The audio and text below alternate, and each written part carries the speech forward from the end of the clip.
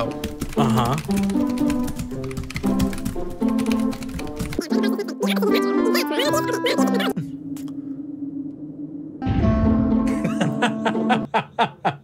Yeah. Oh my gosh, I think that looks like Phil animation, and that is so good. I like that a lot. Oh, yeah. Actually, this is a short one, so we can get back to your thing. It's from Julian, and it's subject, flat earth error.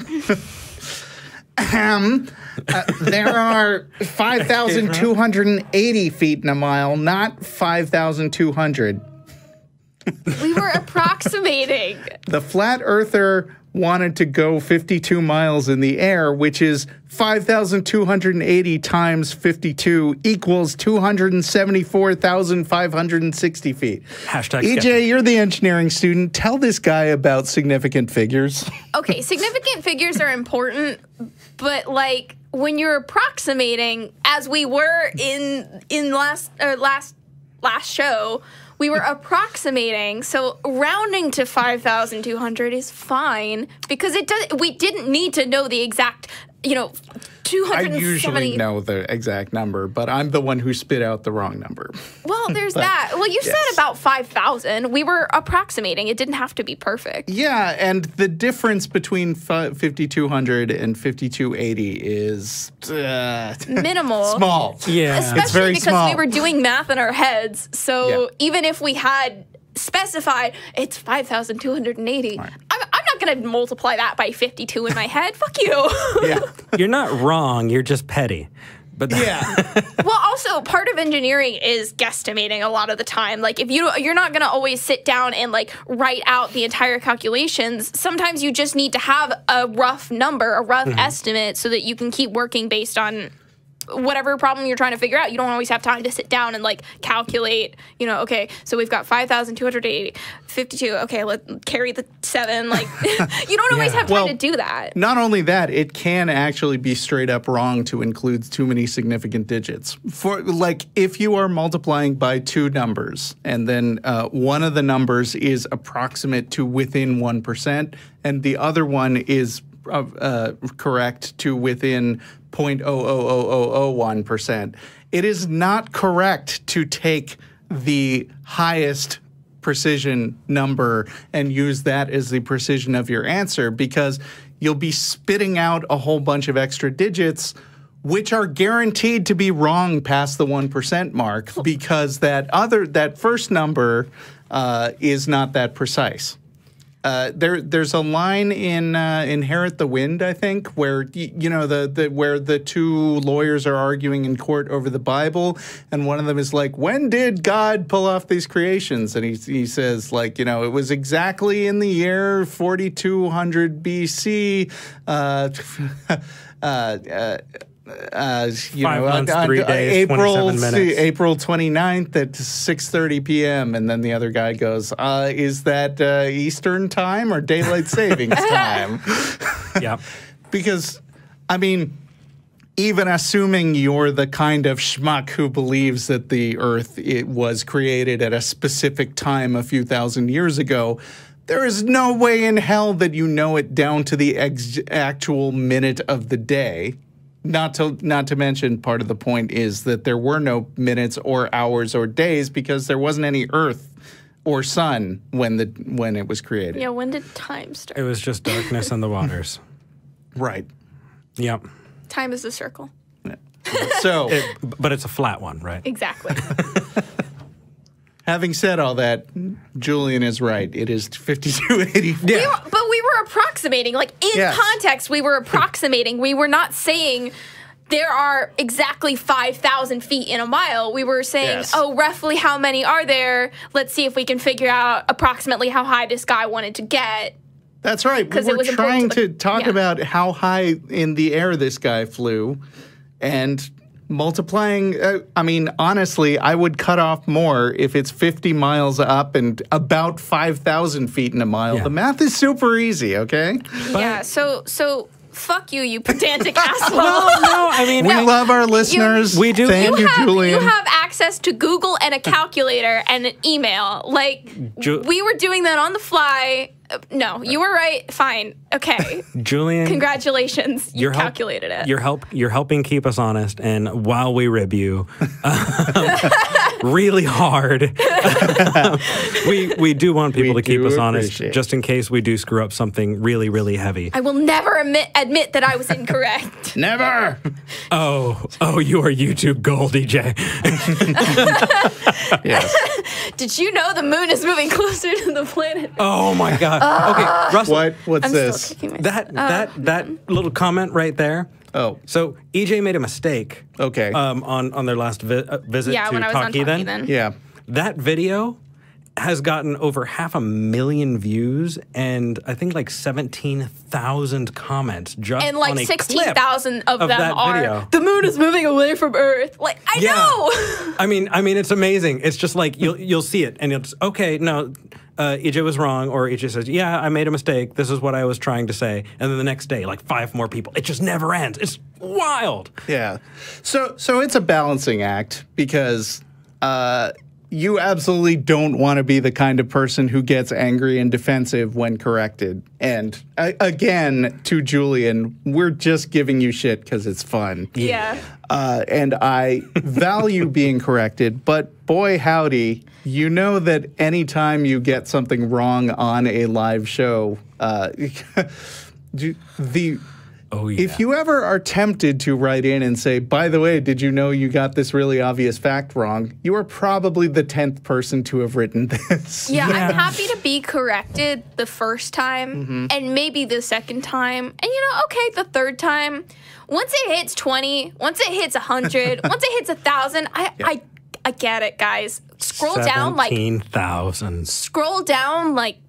3 inches on the page and you'll see 20 comments saying the same thing that you're about to type. Read the comments before you comment. Okay, but you got to admit, like, if you have a test that has to do with Earth's relation to the moon, you are not screwing that up ever, ever, ever again.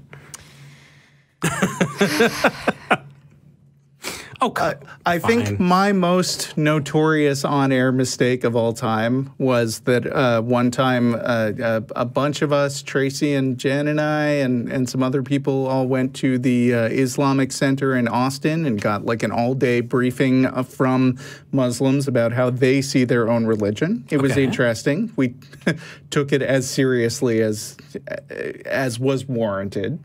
So not at all. Ish. You can still find our write-up of the event on the Atheist Experience blog. Okay. It was like 2011, I think. But like one time I mentioned it on air and I said the Islamic Center of Islam instead of Austin. Well, have you ever been to Islam? It's very nice. It's a nice place. Right? Yes, the food is the weather is fantastic. lovely. Just to make you feel old, Yes. I was 15 in 2011. Okay. I am immune to feeling old, or at least I already feel old enough that those things don't faze me. Where was I? You are really young, EJ. Holy I'm moly. 21. I told you this. Jeez. They can drink. Yeah. So I'm 22 this year, so they are an adult. I'm a 22 real adult. I and live in an 3/4. apartment. I cook my own food. I don't eat ramen every night. Yeah. Shut up, you You're do that. entitled to. No, you. I'm not defensive. What are you talking about? You're defensive. I'm not defensive. Okay. But when I said Islamic Center of Islam, somebody cut that out into a clip and like made fun of it, and I was like, oops. But Yeah. I don't get the big deal about not having said Austin when everybody knows what I meant. Well, that just means that you have a whole lot of people that watch what you do, and that terrifies me because that's going to, I hope that happens eventually, Yeah, 'cause but you're trying to get up there. I really am. Some So, people just like to be right. And if they see Yes. somebody in a position that they view as like authority and they make a mistake, they really want to correct that person just because Well, they like being That's right. their first mistake, seeing me as an authority. You're a parent, Russell. Well, so I will tell you in my experience that when I have hopped into the comments and I've interacted, because I try to from time to time when the comment section isn't 17,000 comments long. Yeah, I gave up on that one. If someone is correcting me, I generally, if they're right, I respond, you know what, you're absolutely right. I was wrong. I'm going to try and address that. And see, or I won't do that again in the future. And do you know what their usual response is? Hey, you know what? I'm a fan, It was just this one thing, but hey, keep doing what you do. And it blows my mind. People don't always realize that when you write it in a message, it loses all of the emotional context that you have put around it. And so what can seem very caring can come off as really callous. And so it just it takes a little bit. You might want to take a second look at that message before you send it, just because you might not be wrong, but you kind of want to see how it's coming across. So people are nicer to you than they are to me. People are. That is absolutely true. That is absolutely true. Well, I mean, Eric is a white man, and White that's passing. the way that people operate on the internet. I'm white Yeah. passing. Okay, White guy. white-ish, white enough, White wow. enough to not get. And I'm saying You're white. paler than I am. The so. way you know that what? people perceive you on YouTube is white enough that they don't think that you're someone that's as easy a target to pick on. Agreed. So, People- can we stratify that a little bit more? Like, am I wide enough to get a loan versus wide enough, to never mind.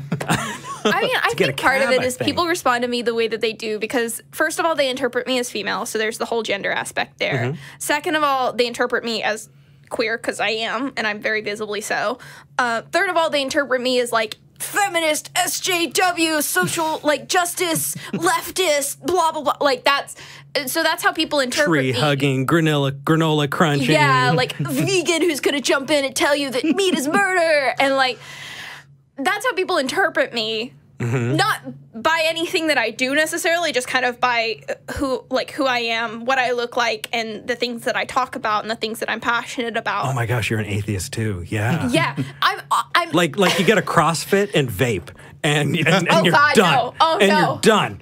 I don't know. You start vaping, stick you right start outside of drifting society. out of SJW territory and into more libertarian bro territory. Thanks, Is bro. it Thanks, possible man. to talk Thanks. about? I see that. You know what? We haven't taken enough shots at Eric this show. Is it possible to talk about a different podcast on a podcast? Yeah. It's relevant. Sure. Okay. If you're okay with them talking about us back after people start sharing it with us. I doubt they would, but so Scathing Atheist, I'm sure you're familiar. okay. You know how they do Vulgarity for Charity every couple of years, or I do. every once in a while. 2 years ago, my friend and I sent each other in, and my friend obviously included a description of me, which included feminist, vegan, atheist, blah, blah, blah, blah, blah, and a picture of me in a rainbow bow tie. I remember that. Really? I do. So, Okay. So I think it was I'm a huge Noah fan. who said this. Noah called me every variation of strident and annoying, which I took as a great compliment, and that's actually in my Twitter bio right now. Sure. My Twitter is @abominableej. You should follow me. You totally should. And if you, I follow EJ. well, I you've got mostly like rant a about bajillion things followers. and then also post about how much I love my girlfriend because I'm really gay, but that's besides the point. Gay. Oh. Well, okay, so you know what? I feel like I should be a downer now. Or do we want to move on to another topic? Wait, what did we do last? News or? I think we were Oh, we still were talking still about on email. the- We were waffling. That, All right. that email was 2 sentences, All right. Let's, and we managed to Tangents get are fun. yeah. a good So are 20 sines and minutes out of it. cosines. Thank you for your contribution to the show today. Did anybody Julian. like my nerdy trigonometry joke? Okay, so Wait, do we what want to was keep it? it positive or I do we said want... tangents are fun, so are sines and cosines. Oh, yes. I'm sorry. Yes. I'm not sorry. Yeah, you're both nerds, and I just no. I'm going to stand on the other side of this. One and say of math my is scary to me. favorite all-time math jokes on Twitter, and I'm crediting this to TheNonProphets, who you should also follow, even though she had her name before she had heard of the show. So Wow. I can't accuse her of stealing it. But she tweeted one time, I put my root beer in a square cup and now it's beer. Oh my gosh, that hurts so bad. It was genius. That is. Okay, so do we want to keep it up or do we want to hit something serious? Hit something serious. Hit something serious? So, The Hill reported Oklahoma House approves controversial LGBTQ adoption bill. Is that good? No, it's not. Oh, no. Let's get into it.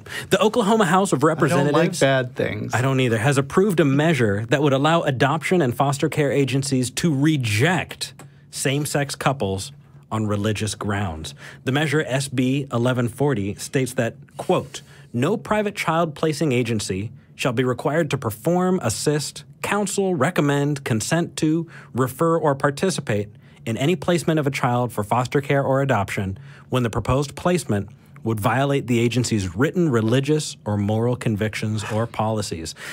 So this just sounds like the Oklahoma House of Representatives. Wait a minute. The agency's religious Why positions? are there religious adoption agencies? That's what I want to know. Actually, there are Catholic adoption agencies who've been doing this for years. They just expanded it.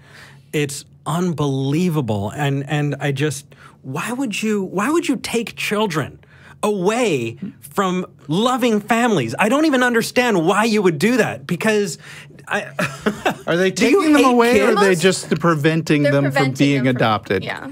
The most frustrating thing, there are literally thousands of children out there who need loving homes. And there are thousands of gay couples out there who would love to provide those homes. And to the people who are religious, who have some issue with gay people adopting, they think that a child not having a home, not being in a healthy and loving home, not having parents who care about them is better than them living with a gay couple.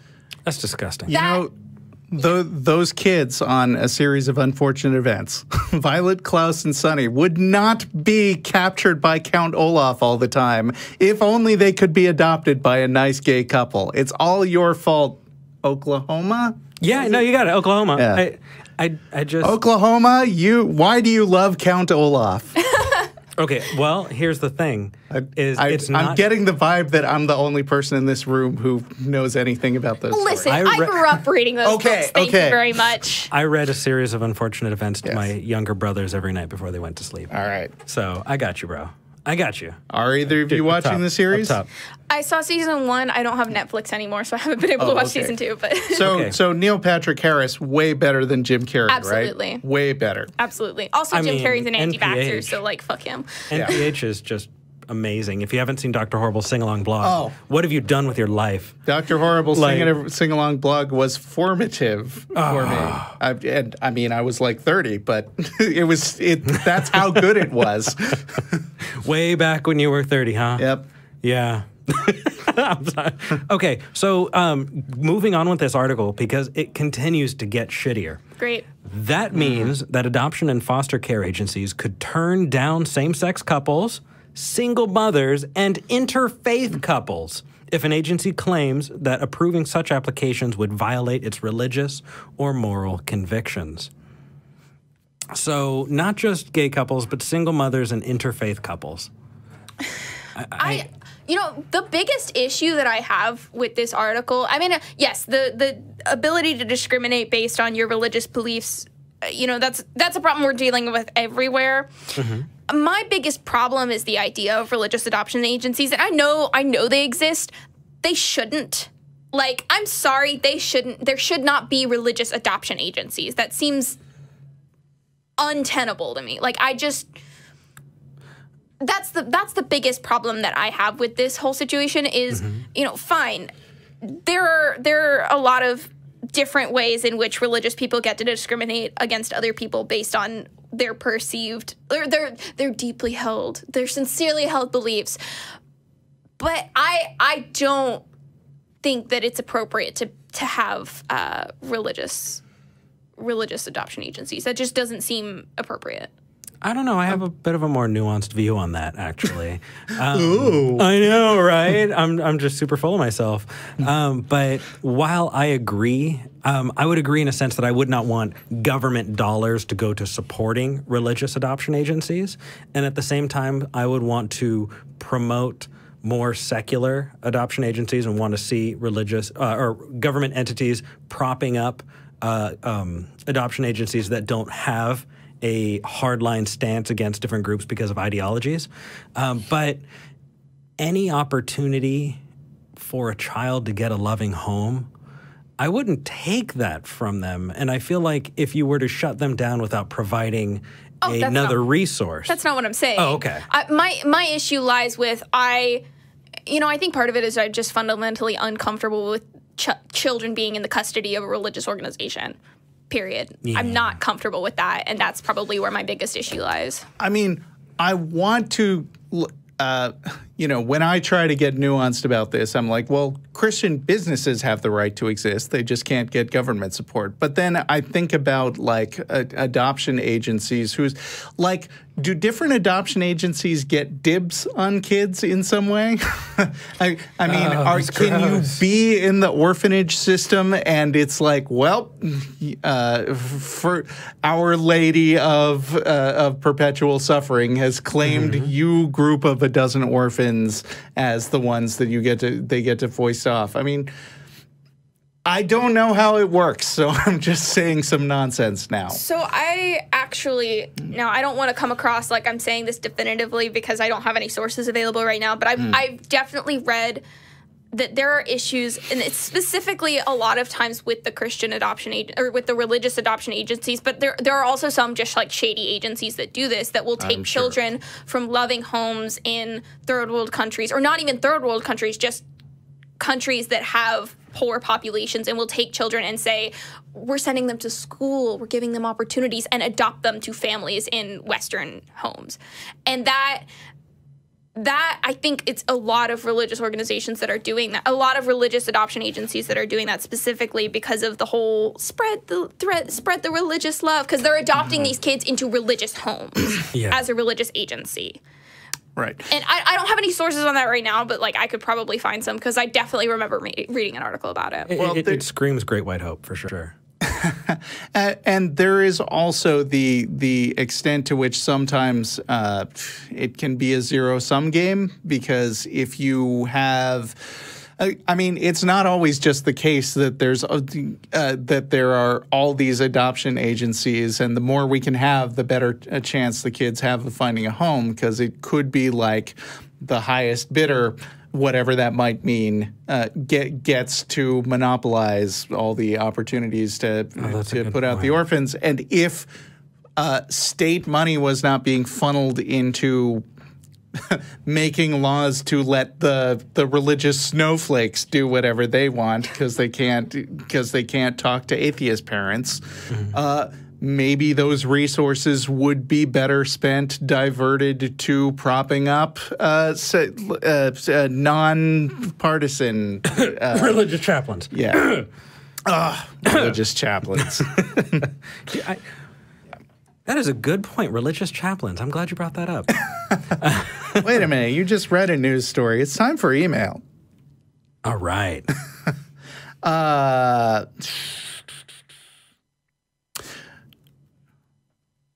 Wait a minute. Damn. What was I saying? Julian? I didn't say the last one came from Julian, did I? Yes, you did. Oh, no. It might be a different Julian sent two things.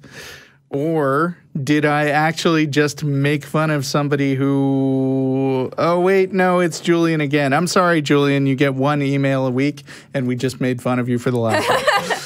So pick someone else. Simon says, "G'day, non-prophets." Oh, no. Oh, that was horrible.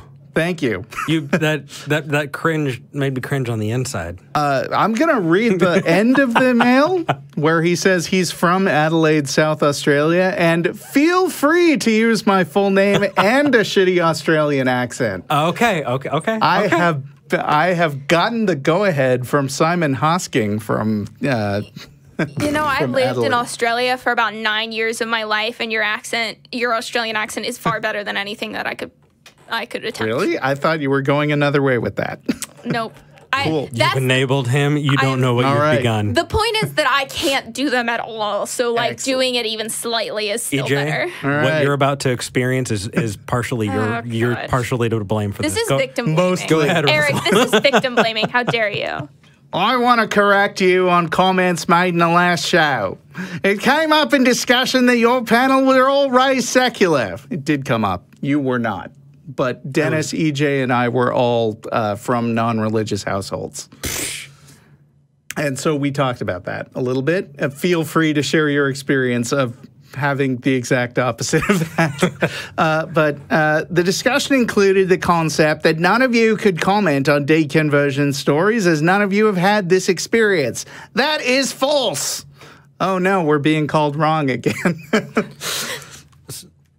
You can and should comment on conversion stories. You've all heard a lot of conversion stories and talked with people in person about them. That's a huge data set that gives you plenty to share. Let me give an example, if I may. I'm a registered nurse, and some years ago I worked on a cardiothoracic ward, looking after patients recovering from open heart surgery. I've not had open heart surgery, but I can tell you what it's like to recover from it, as I've cared for hundreds of patients recovering from open heart surgery. That is a reasonable... It's no. reasonable to an extent. I have a rebuttal to that. You I'll let finish. you guys rock and have plenty to share. Please keep sharing. Your rebuttal to why we are still not entitled to talk about other people's deconversion. The way that I see it is that you cannot claim to know what an experience feels like if you haven't had that experience. Now, you can understand, you can talk to people, and you can maybe know in an intellectual sense, you know, oh, it feels like this, and it feels like this. But you as a person cannot know exactly how those emotions feel. And to suggest otherwise would be disingenuous. Like, I am very happy to admit I do not know what it is like to believe in God. I will not ever know what that feels like unless something happens to me that y'all need to help me if I start believing in God. But I will never know what it feels like to believe in God and then lose that belief. At least so far in my life, I haven't had that experience. And so for me to try and comment on it as though I completely understand the fear that comes along with that, with the emotional trauma that it causes, I would be talking out of my ass, because I can talk to people. I can say, oh, well, it's very traumatic. Like, oh, it has all of these different components. And I can tell you in an intellectual sense of, like, here's what I've heard people tell me. I can't tell you personally, from personal experience, what it feels like to deconvert, because it is not something that I've experienced. It's basically the difference between, like, empathy and sympathy, of, like, I can sympathize with the deconversion experience, and maybe I can empathize to a certain extent of, like, I can empathize with kind of emotional trauma, and I can empathize with fear, but I can't claim to know entirely what that experience is like. And I think that that's what we were trying to get at when we talked about it last show, was having been raised secular, we never had to go through the deconversion experience. And so we never felt those emotions. We never felt that, you know, the kind of tearing of the fabric of your reality, of Everything your you whole, are.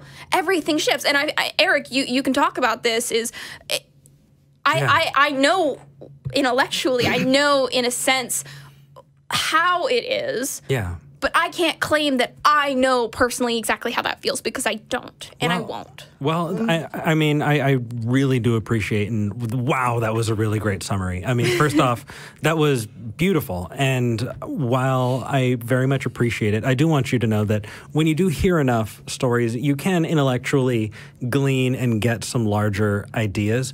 But you're right. I mean, you don't know what it's like, I'm assuming, to feel like you're broken. Like there's something deep inside of you that is not fixable. Well, in a different sense, but yes, not well, in then a religious. You do. Yeah, in a religious. But then you do, yeah.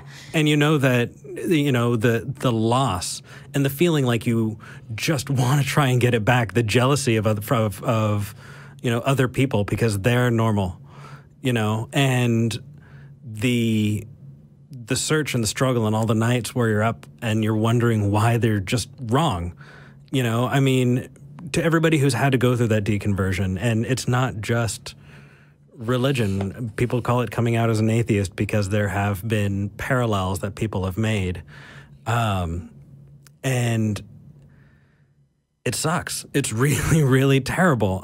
But at the same time, you know, being here on the other side of it, it's worth it. It's worth it because when you can be your most honest self, when you can pursue your truest passions and you can do that, you can get to surround yourself with other people like you because you're not alone. And it's a wonderful feeling. I get to be here. When I came into the ACA and I first, like, was around a whole bunch of other atheists, I cried. Our producer, Mark, had to really awkwardly walk up and hug me and pat me on the back because I was home. I was home. Eric, you teddy bear. And I can't tell you how much that meant to me. And every time I come into here, and every time people come in every weekend, you know, or come to watch a live, you know, filming, I can't help but think somebody in here might be feeling that way too. And if you're listening and you can't get out here to Austin, you're home too. We are part of that community for you. And I don't know, I just got way off on a tangent, but like, that is so important. That's part of my driving force of why I'm here. Maybe to bring us back a little bit. Please do. You did mention the tangent to like coming out of like, there definitely is a comparison to be made there. And kind of the example I like to give when I'm talking about, you know, experiencing deconversion versus never having experienced that and maybe talking about those issues is, you know, I'm non-binary, and this is something that I've talked about on the last episode, and I talked about it a little bit on Talk Heathen. And you personally, as far as I know, will never know exactly what it feels like to be non-binary. You won't know what it feels like to be dysphoric, to know, to have to consider, you know, how, if you're going to transition, how you're going to do that, having to come out to family, having to come out to friends, you know, dealing with the social ramifications of that. You personally will never understand what that feels like, but you can sympathize with me, you can empathize, and you can listen to what I have to say and what other non-binary folks have to say or other LGBT folks have to say about the experience. And you can understand, you know, you can understand how difficult something is. You can understand kind of the emotional impact that it has, but you personally haven't experienced that. And that's the way that I try to view it, is like, I personally have never experienced deconversion. And as far as unless something goes seriously wrong, I never will experience deconversion or conversion, which y'all need to help me if I do. Okay, conversion's actually really awesome. Wait, hold on. What? Stop. There's this entire groupthink dynamic that when they start to brainwash you, it trips all of these feel-good chemicals in your brain. I meant and you more need to you need to rationalize your way out of it. I meant more that I would need to convert to be able to deconvert. Oh, fair enough. But yes, so the point being, you can't understand an experience that you have never had, but you can't understand it. You can't claim to have felt that experience. I got lost. I mean, you can't. You know what I'm trying to say. But I mean, there are a huge array of human experiences, and I think it is important to be the kind of person who is able to listen to people and empathize with them as much as you can, and absorb the stories. I think part of the reason that we all love fiction, just as a species, is the ability to step into and imagine yourself in the shoes of somebody who's very different from you. I have now been through, let's say, 3 movies with my friends, the Guardians of the Galaxy. And I don't know what it's like to be, let's say, Drax the Destroyer. And I could not have that experience, but I feel like I get the vibe of how he thinks and what he would say. And I appreciate his weirdness and his unique experiences. And you're right. We will not understand on a deep gut personal level what it's like to have deconverted, but we can listen. We are people who listen to other people and try try to get the feeling of all the people who've had all these different experiences. And I think that's what we're trying to get at, is that if you're sitting here claiming, if I were to sit here and claim I know exactly what deconversion feels like, I'm not accomplishing anything by that, because first of all, I don't, and second of all, I'm not listening to the people who have experienced it. And I would so much rather listen to the people who have and hear how they feel about it and what they dealt with and what they experienced and what emotions they felt about it, than sit here and claim that I know what emotions they felt about it and I know exactly how it felt to experience that. And I think that that's the point that we were really trying to get at there, is that we can't.